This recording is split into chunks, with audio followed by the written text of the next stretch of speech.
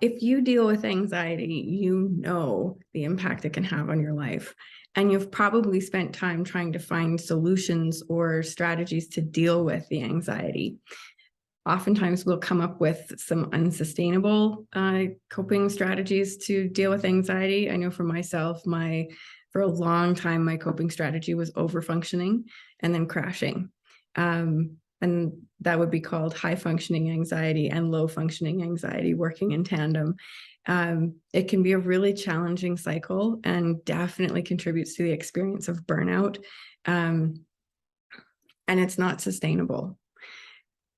I think a lot of people will actually, myself included, I didn't actually even know that I dealt with anxiety. I thought that I was just really good at dealing with stressful situations, and then I needed some time to recover, as opposed to actually, I have a high functioning anxiety, which causes me to overfunction, overorganize, all of that, the stuff that would fit inside that category, and then crash. And the crash, what I've started to find actually is that they take longer and longer and longer to recover from.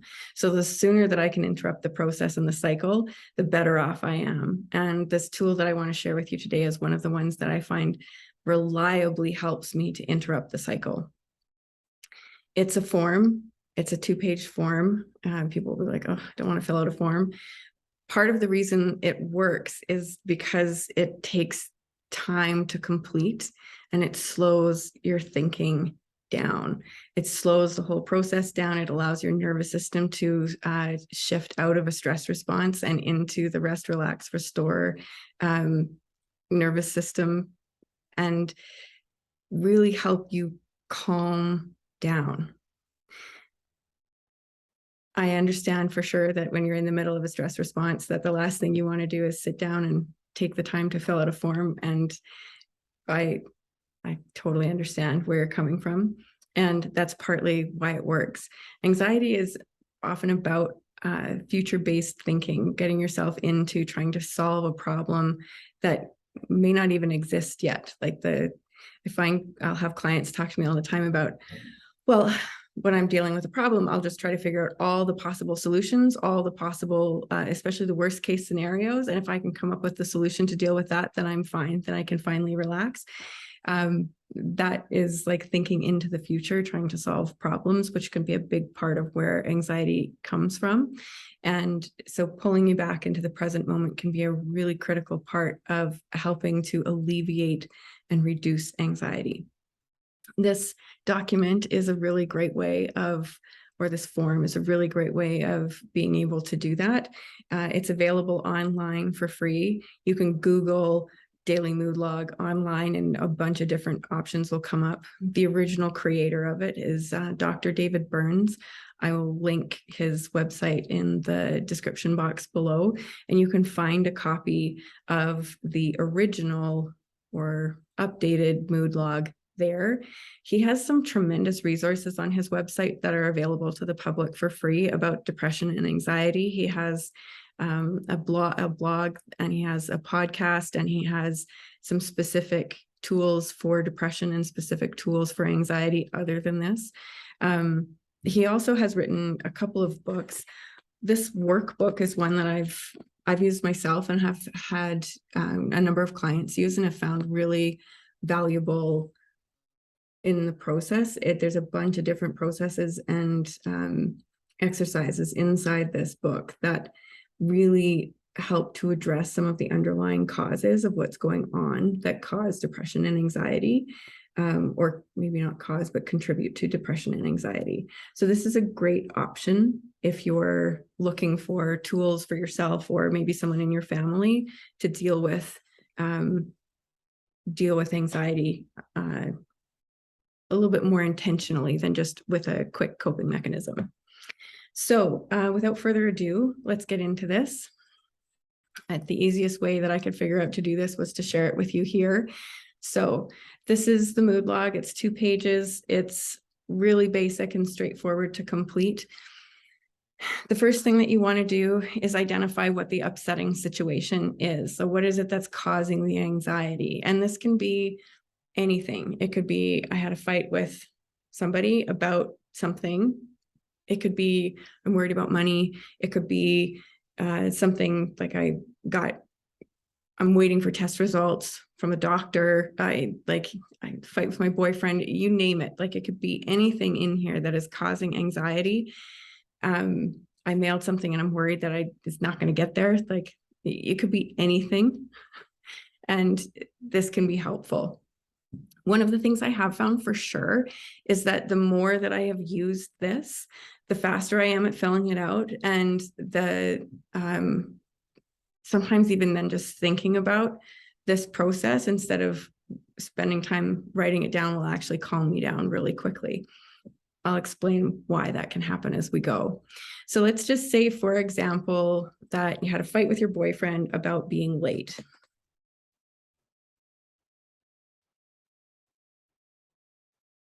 He was late. Again.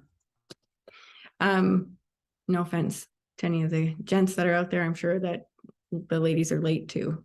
So let's just say that this is the example we're going to go with here, that I had a fight with my boyfriend and about being late, and that's what that was. So now we have, once you're clear about that, and the more specific you can get, the better, then we go down here to this section and we start looking at the emotions that we're feeling. And we might be feeling, you go through each of these different lines and look at, I'm feeling sad, blue, depressed, down, unhappy. And you want to put what your percentage that you feel that is. And so you might feel, let's say we feel 100% that. And you want to allow for each of these lines can be up to 100%. Sorry for the technical stuff going on here. You can have each one being up to 100%, and it doesn't have to be figure out the math of trying to get all of it to add up to 100%. So you could be feeling sad and blue, depressed 100%. You could be feeling anxious and worried, nervous, frightened. You could be feeling that 80%, guilty, remorseful, bad, ashamed, say 60%, maybe feel inferior, worthless, inadequate, 100%, lonely, unwanted, rejected, 100%. And you just go through the process and you write this all down. I'm not going to bother trying to get everything to align while we're having this conversation. And that's just for your own information. Again, you can see as you're going through the process of reading all of this and then thinking, how am I feeling out of 100% here? That is slowing down the process. The next place you come to is here, is your automatic negative thoughts. And this is probably going to start moving all over the place, so I'll just leave it here. And you just want to list out all of your automatic negative thoughts, everything as they come. And so you just fill out this section. It goes to the second page. There's more space for you to write out your automatic negative thoughts. If you have more automatic negative thoughts than you can fit on this page, then absolutely get another piece of paper and start writing them down. You want to get them all out. And you might find as you start writing them down that they start to get a little bit more intense. So you might start out here with, he was late again, and you might have an automatic negative thought of, he doesn't care about me, I'm not important, it's never going to get any better, he's always going to be late. This means that he doesn't actually respect me. I can't stand this. We should probably break up. This is never going to last. I'm going to end up alone. You can see how that kind of ends up down in a bit of a rabbit hole. That can easily happen, and there's nothing wrong with that if it does. You just want to write it all out, get it all out of your head. And you can get that. The recommendation is that you would actually do this by hand as opposed to typing it out on a screen. There's something that happens cognitively when you are writing with your hand as opposed to just typing. So the recommendation is that you would actually print this off and write it out, or create a version of it on your own piece of paper and write it out. So you just go through and list all the automatic negative thoughts that come up and just get them all out. Then the next thing that you would do is go back and look at, out of 100%, how much do I believe that that's true? And so if the first thought was, he doesn't care about me.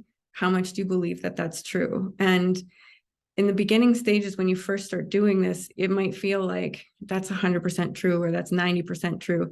Even if the conscious mind is like, well, of course that's not true.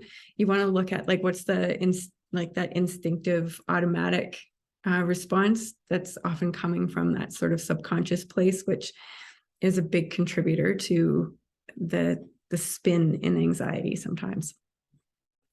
So if you believe, you just go through and you write it all down, don't judge it. There's nothing wrong. The whole process is to start shifting things here. So just be really honest with yourself about how much you believe each of these things. And that's what you do next. And go through the whole process of each automatic negative thought, giving each one a percentage. So you can see again how much this is slowing you down. It'll probably take you half an hour to complete. The next thing that you go to is on the second page, and that's for these distortions. And this to me is part of what can be really helpful, especially over time. The more familiar you get with the pattern of thinking that you have, you're able to stop or interrupt the pattern as it goes, because it really is, it's a thought distortion, which is a pattern of thinking. So on this second page here, we have down here at the bottom, this list of cognitive distortions. I know the print is fairly small here. I'm just going to leave it as is for right now. If you print off a copy of this for yourself, you'll be able to see what they are more clearly, obviously. And you'll notice that each of them is numbered. So all or nothing thinking, you think, you look at things in absolute black and white categories. Overgeneralization, you view an event as a never-ending pattern of defeat. Mental filter, you dwell on the negative and ignore the positives. Discounting positives, you insist your positive qualities don't count. Jumping to conclusions, you jump to conclusions not warranted by the facts. That could be mind reading. You've assumed that people are reacting negatively to you. Could be fortune telling. You predict that things will only turn out badly. Magnification or minimization, you blow things way out of proportion or shrink them. Emotional reasoning, you reason from feelings. I feel like an idiot. I must be one. Should statements, you use shoulds, shouldn'ts, musts, oughts, and have tos. Labeling, instead of thinking, I made a mistake, you think, I'm a jerk, loser, idiot. 10, personalization and blame. You blame yourself for something you weren't entirely responsible for, or you blame others and overlook ways you contributed to the problem. Now, this one, for some reason, didn't make it into the box, but this one is one of the most common ones. So I just label this one number 11, catastrophizing or awfulizing. I love those terms. They are so self-explanatory. You spin the distortions in your head, making each new thought worse than the previous one until it seems like a catastrophe or is so awful you can't stand it. This thinking can cause panic or complete breakdown. So you would take this list and you would go back to your list of automatic negative thoughts and you would look at, am I all or nothing thinking? And you would write here beside your automatic negative thought, you would write down the number 1. If you want to write down the type of distortion it is, great. I find that more often than not, that each automatic negative thought has a couple of distortions happening, sometimes almost all of the distortions happening. So writing them all down can feel a bit redundant, whereas just putting the numbers down can make a difference. And so you would go through and you would look at each automatic negative thought and then look at the list of distortions, and you would figure out which distortions, as many of them as you feel are relevant, you would write that down. So again, you can see this is slowing the process down.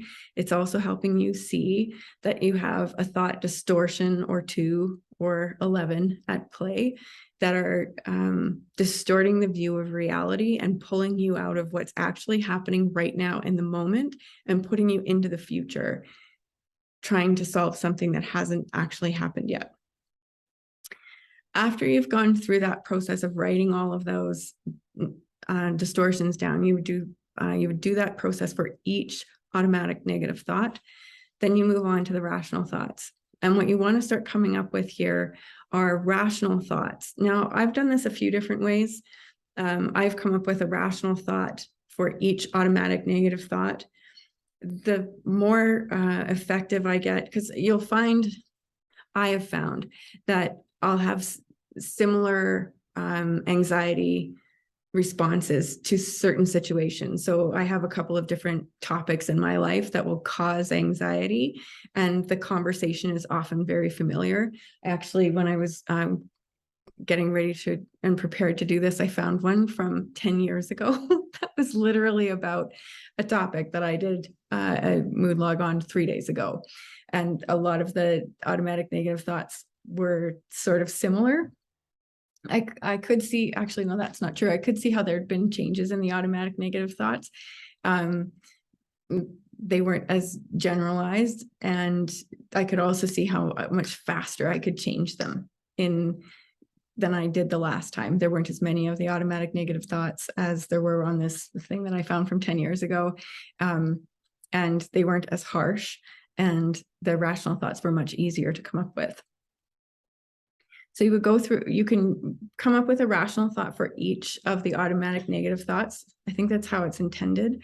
I've also found that sometimes once I start answering or writing out a rational thought for one of them, and then the second one, that I'll just start writing sort of almost like a paragraph of rational thinking that counteracts all of the automatic negative thoughts. So if that starts to happen for you, that's okay. The intention is, again, to get you back into the now, back into the reality of what's actually happening right now, as opposed to there's a right way to do this or a wrong way to do this. At the beginning, it might be easier to go and look for each automatic negative thought. What is a more rational thought that you could believe? If in this example we were using, he doesn't care about me, you might be able to come up with a rational thought of, he actually does care about me. He's just really ineffective with time management. It might even be that it's not that he doesn't care about me, he's just selfish. That could be a rational thought too, a truth. You might not like it, but that might be the truth. So you want to come up with a rational thought that is almost going to counteract the negative thought. And you would list all of those rational thoughts. You go through that process of writing down all of those rational thoughts. And then you would go through the process of looking at the percentage. Again, how much do you believe that rational thought now?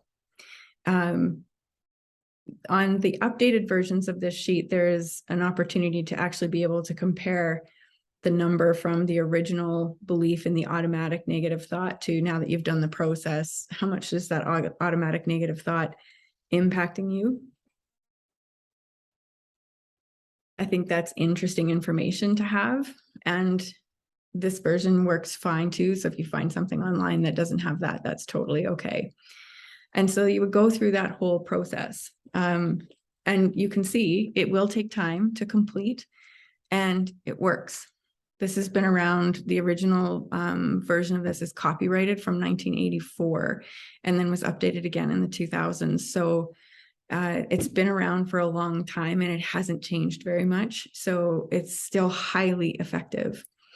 One of the things that you can get stuck with or hung up on is you get here to the rational thoughts, and any of the rational thoughts that you're thinking don't seem to be reducing any of the anxiety that you're feeling. And in that case, it's quite likely that you haven't pinpointed what the upsetting situation is. If you go through this process and we had a fight about him being late again, and you write all the automatic negative thoughts out, and then you write all the rational thoughts out, and you still feel really anxious, it might be that you haven't actually nailed the issue. It might be that the upsetting situation is you're afraid your boyfriend doesn't care about you, or you're afraid that you don't matter to him. And then that would be the upsetting situation you want to talk about or work through. If you're trying to solve something that's like a symptom of a deeper problem, it won't necessarily work. So you really want to be conscious of making sure you're honest with yourself about what the upsetting situation is. So that's the basics for how to fill that out. I'm sure that there's some really great information online as well if you need more information. This book is highly effective in explaining how to use this. And of course, you can always get in touch with me if you want to work through this or need some support in figuring out if you get stuck on something. Feel free to reach out. I find that sometimes anxiety comes from some deeper places, like some limiting belief type places that we have about ourselves. We all have them. They're generated at a very young age, and they can really contribute to and impact our experience of life as adults. And anxiety can be one of the symptoms of that. If you're interested in looking at how can you start getting at some of the roots of the anxiety as opposed to just dealing with the symptoms, I'd love to have a conversation with you about that. Being stuck in anxiety sucks. And I'd be happy to have a conversation with you about how you might be able to do that. I'll leave a link in the description box for you to be able to book a free call with me, and we can talk about what that might look like. And again, I will link the information about Dr. David Burns and his work and all of the resources he has available as well. So please like and subscribe if you found this video valuable. Share it with a friend if you know someone who's dealing with anxiety and this might be a helpful resource for them. And until next time, I'm wishing you all the best.